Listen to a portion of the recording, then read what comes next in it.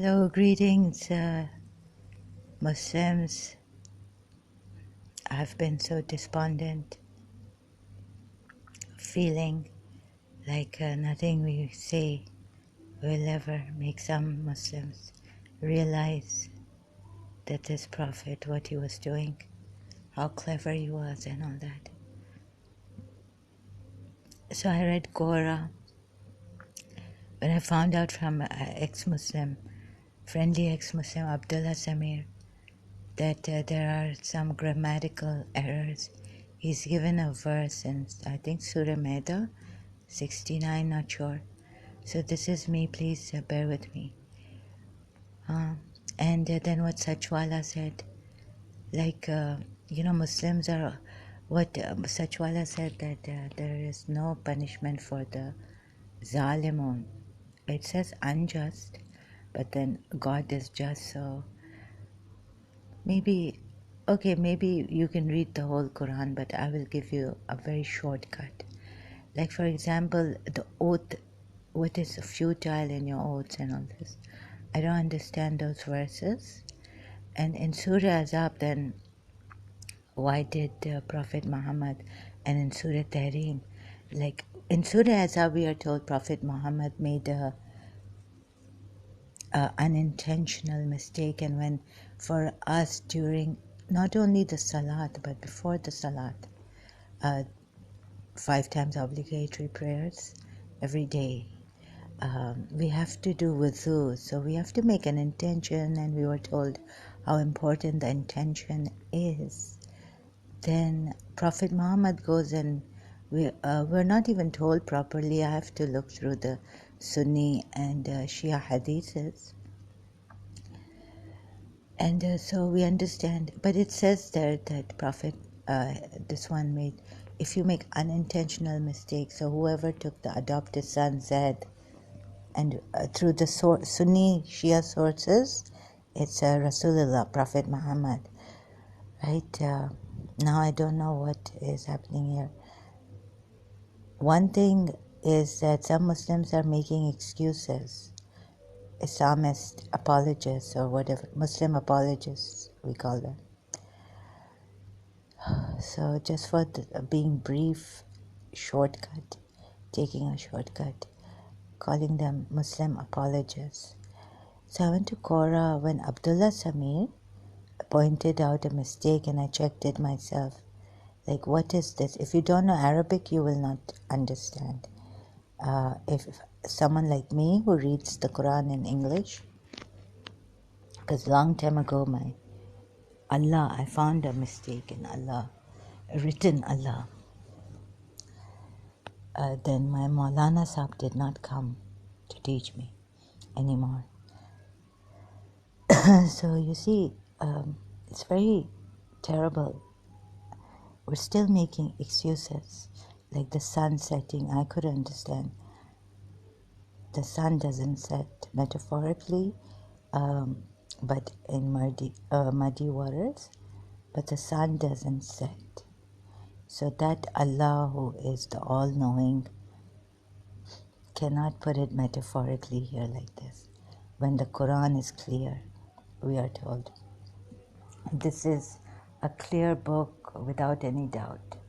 Like in surah, different verses, or maybe put together in the same verse. I'm not going to anymore go through the Quran searching what Sachwala Sahib said, that for the disbelievers there is, but for the Zalimun there's no punishment. Indirectly we can say Muslims have started to make excuses like anything. Sorry. So, what can I say about that? So it's very, very disappointing to see how Muslims make excuses, some Muslims, about the errors, grammatical errors in the Quran. They just, what Muhammad has done to them, whatever this Quran has done to us, like even I got it after so many, after listening to Apostate Prophet, Abdullah Samir, Dr. David Wood, others, the sun doesn't set. Even in space, outer space, in its own planet or another planet, it just never sets. So what is the use of the Dhul-Qarnayn, or where Gog and Magog maybe went up in some planet, and he saw that the sun was setting there in murky waters. So yeah, Zahra, the sun doesn't ever set.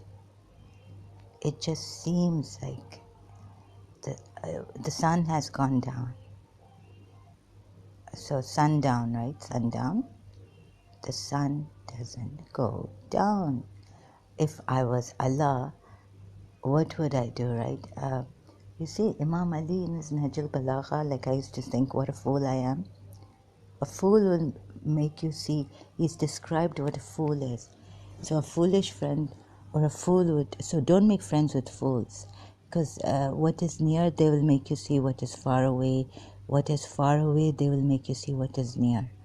And things like that fools will never learn. So we have some, unfortunately, some Muslims who make excuses for these grammatical mistakes also. They don't understand. Okay, maybe they understand the Quran in Arabic, everything. Their mother tongue is Arabic. But I'm really sorry to see in Korah the excuses made and the explanation, the explaining it away. So the sun doesn't set, never sets. It may seem, we just say it is sunset, but it should, just for the sake of being, but God should be like this. Allah in the Quran, where Zulkarnain found, someone found this Zulkarnain, I think it is. I have to go and confirm this. Again, look into the verse, but I don't want to. I've seen the way the Muslims are allowed, Moments are allowed to break their oaths. Some unintentional oaths. How can you? Because you see, the niyat is very important in our religion, we were told as Shias. That's why before we do wudu, we make a niyat that we intend to. Then we are told in Surah Azab that this messenger of Allah made an unintentional mistake. Unintentional. I wonder what the word is in Arabic, but English translation is there. I can give you very easy. Another one is oaths. Surah Tahrim also. He broke an oath because his... So, I feel so dejected, despondent, helpless, hopeless, and all this. Explaining it to some Shias also. Maybe because there are some great verses I read in Surah Maida now to get to that before getting to the oath-breaking, unintentional verse. I'm not a good debater or points. I'll be sticking to very easy and not even completing my sentence.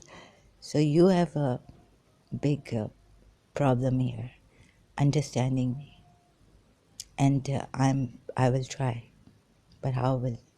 Because it's like banging your head banging your head on the wall with the Muslims.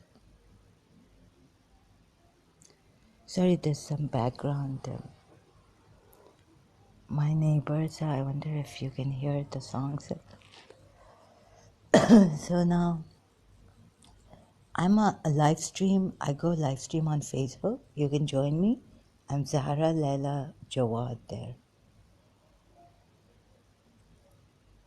And so the point taken is that what was the wisdom of Rasulullah to make this, to change this adoption thing of pagan practices, right, from paganism or whatever it was in those pre-Islamic years, to then break it. So make it easier for the Muslims, as we are told in the ayat, that now you can marry your adopted sons, divorcees, divorce wives. What a great wisdom and all this. I mean, but I'm not here because nothing we say will ever. You see, they will give it to me because there are some great verses in the Quran. Sunnis and Shias, both of them united together one day. The mediator, the middle one who's sure, or the truth seeker will be in trouble with them. That's it.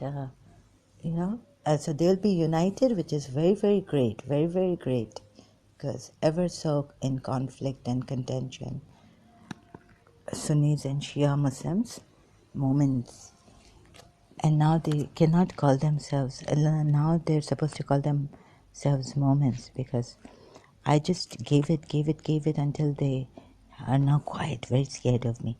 That now we will not say Shias are kafir, because if we say Shias are kafir, Surah Safat or Saf ki ayat, Abraham was a Shia of no. So I told them, you're going to, now last warning is that you are going to call Abraham a kafir. This way they are now quiet, some of them. So,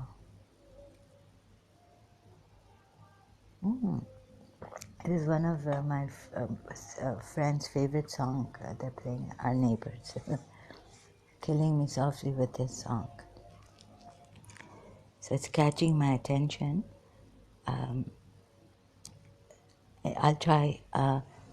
So you see, what in God's greatest wisdom would Rasulullah, Allah's messenger, do this in Surah Azab? Right? He didn't want to. He was practicing the pagan adoption style. He was practicing it, and then God one day said, "No, you stop this, and you've made an unintentional mistake." So niyat. Please stick on this niyat, intention, how important for us. We were told before even praying, during prayers, before prayers, we make an intention. Before the wudu, we make an intention. Dr. Deepak Chopra's daughter has written a book on intention and how important it is. And she's a Hindu, or she's not a Muslim. So, that really got to me when I was listening to her on Facebook, watching her. She introduced her book on intention. And I was like, this is in our religion. Intention is the most important thing, first and foremost.